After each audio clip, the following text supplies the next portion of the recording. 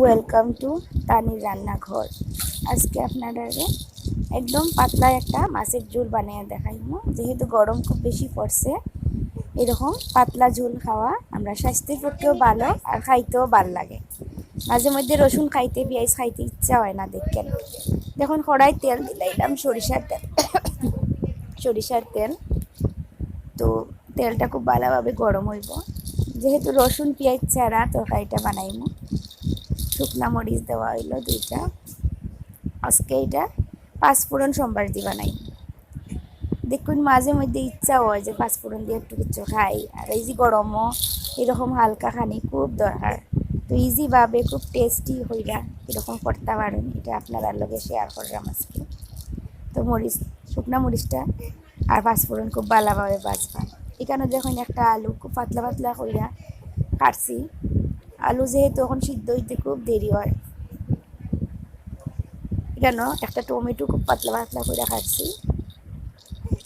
কিছু মরিচ আছে মধ্যে ফাইদা দিছি।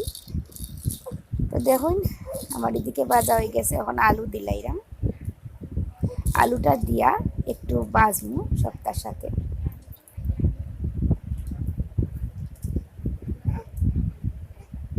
দেখুন খুব ভালোভাবে একটু ভাজমু, একটু লবণ দিলাইমু, তো এই আলুর ভিতরে ঢুকবো।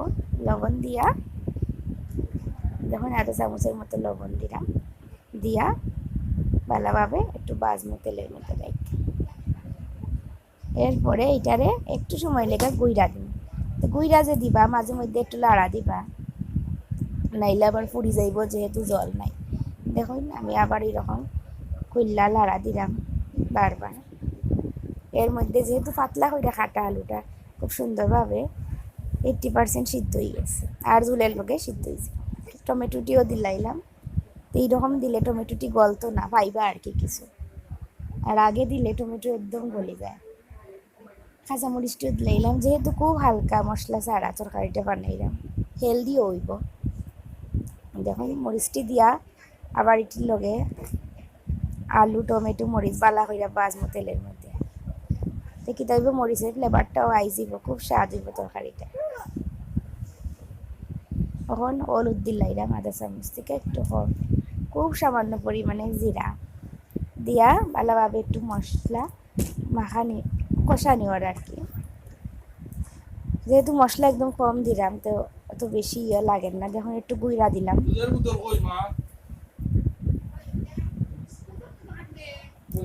আবার একটু মিশাইলাম। তো ডাইক্কা দিবা আর লাড়া দিবা, ওরকমই করতে লাগবে। মাঝে মধ্যে ডাইক্কা দিলা আবার লাড়া দিলা। দেখুন আমি এরকমই করলাম কিন্তু। তো এর মধ্যেই টমেটোটা সফট হয়ে গেছে, আলুটাও ভালো করে সিদ্ধ হয়ে গেছে। লাইরা কিন্তু ডাইক্কা কিন্তু বেশি সময় রাখবা না, নাহলে পুড়ে যাইব, নিচে লাগলে আবার স্বাদ যাইব না। আমি এরকম করছি 3-4 মিনিট ডাকছি, লাড়া দিছি, ডাকছি লাড়া দিছি। এখন দেখুন জল দিলাম।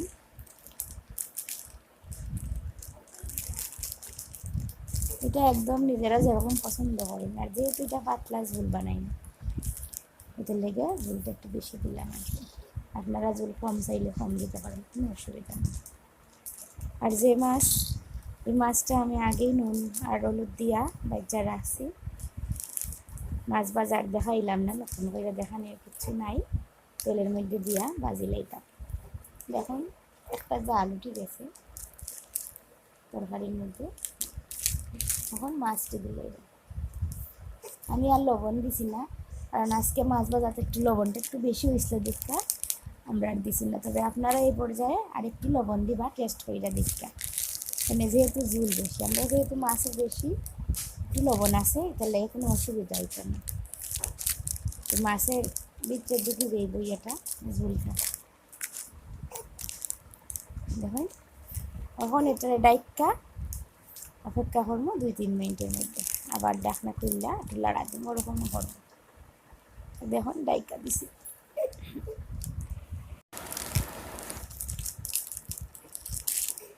দেখুন মাছটা একটু উল্টে দিলাম, আর খুব সুন্দরভাবে তৈরি হয়ে গেছে। তো আমার এরকম ইজি রেসিপি লেগা অবশ্যই চ্যানেলটা সাবস্ক্রাইব করবা। দেখুন সার্ভ করে দিলাম। সবাই ভালো থাকবা, সুস্থ থাকবা, আবার দেখা হইব নতুন রেসিপি দিয়ে।